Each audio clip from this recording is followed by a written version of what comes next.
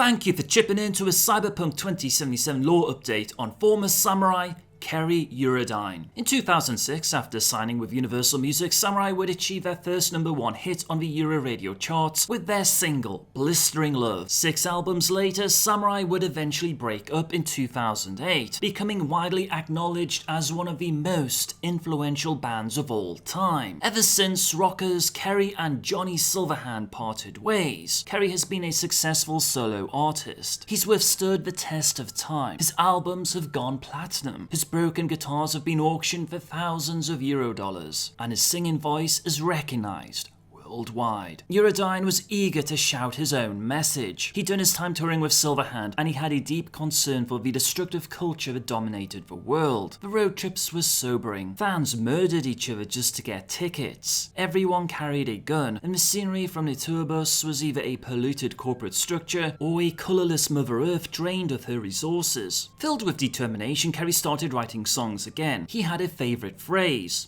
time for change. First there was his off-centre album Modern Trenches, chronicling the tragedies and heroes of the second conflict. Then came Critical Mass, the tribute to the victims of the annihilation of Colorado Springs in 2008, followed by Made in America, a dedication album to the families who suffered in the Chicago bioplague of 2012. In each of them, Kerry chanted behind synthesized choruses, time for change.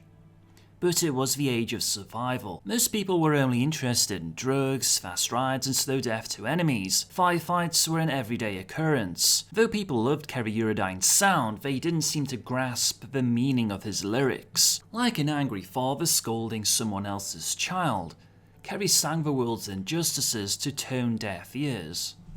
For reasons unknown, Kerry Eurodyne was largely absent from the narrative of the Fourth Corporate War. One might speculate that unlike Silverhand, Kerry had no military background. His former girlfriends also did not include Alt Cunningham, the super wizard class hacker who invented Soulkiller and who was the target of Arasaka's schemes. Quite simply, Eurodyne was not as invested in corporate struggles as Silverhand. In an interview with Landon Smythe, Kerry Eurodyne commented upon his relationship with Silverhand. "I don't think Johnny's success had anything to do with my making it big. I think we are both talented individuals who were lucky enough to get the big break when the time was right. I wouldn't care less if Johnny were to get top billing on every show. The whole idea that I'm jealous of Johnny's career is just something the Scream Sheets have played up because it sells.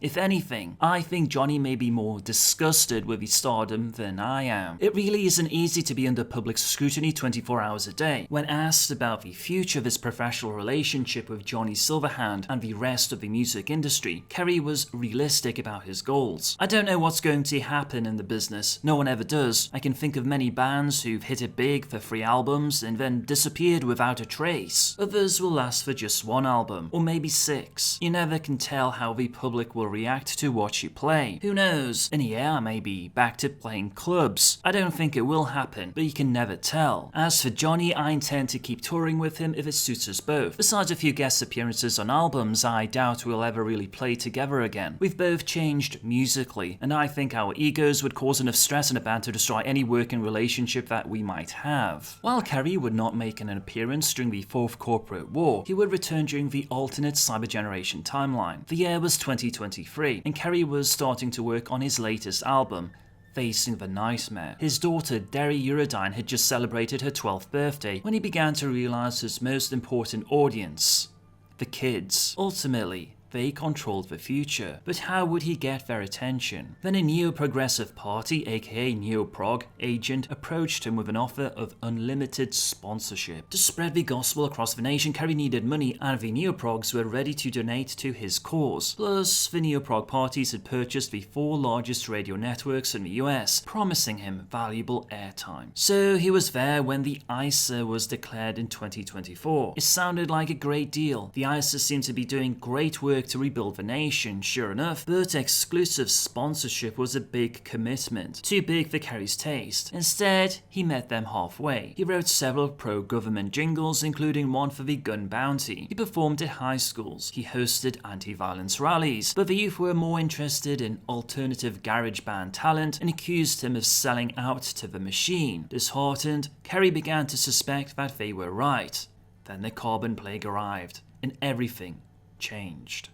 The year was 2026 and the ISA declared war against the children evolved by the carbon plague. Kerry was urged to support them and received pre-written melodies produced digitally from samples of his voice. Support Windham, the lyrics said, and your children will be safe. The only thing needed was his personal approval before they were sent to be mass-produced. But the ISA seemed to have turned on him. It now had a ruthlessness that chilled. Kerry politely backed out of his deal before sponsors Power had a chance to strangle him. He reunited with Johnny Silverhand and found a place in the cyber revolution. Given a new purpose in the wake of the most destructive virus since the Black Death, Kerry Eurodyne took to the stage with a new album and fresh message. Domino Destiny. A new trend was forming, and once again, Kerry Eurodyne wanted to be its voice. And the kids finally listened. Suddenly it was the children that filled his concerts. They sang along with his songs on the radio. His album titles and choruses became secret code words for clubs. Then, like a dark chord in a haunting song, the plague found his daughter Derry. He was on tour and out of town when it happened, and by the time he got home, she was gone. Frantic Eurodyne scored the streets looking for her and sent word through Alt Cunningham's network for any news. Days later, in an abandoned hideout, they found her, dead from the change. She had been thrown into a bathtub, a porcelain grave for the daughter of one of the most famous rockers on the planet.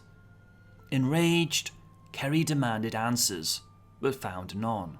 In the past, Mike Pondsmith revealed there are several pages of unpublished lore on Eurodyne. Given that Mike previously mentioned Eurodyne in an interview within the context of Cyberpunk 2077, possibly suggests Kerry has some role in 2077 or Cyberpunk Red. If that was not the case, why mention Kerry at all, as aside from the Cyberpunk 2020 aficionados, 2077 fans would most likely not know who the rocker was. This was prior to the reveal of Keanu Reeves as Johnny Silverhand though. And given CD Projekt Red's propensity to make significant changes to Cyberpunk 2077, or at least the publicly available information on the game within the time frame of 12 months, information from Mike's interview may no longer be relevant. Some fans have speculated that Alex Winter, known for his role as Bill from the Bill and Ted movies, might provide the voice for Kerry Eurodyne. At the time of making this video, I've not seen or heard anything from a credible source that would give credence to these rumours. Hey Samurai, are you interested in more Cyberpunk 2077 content? Then be sure to hit that subscribe button. Thank you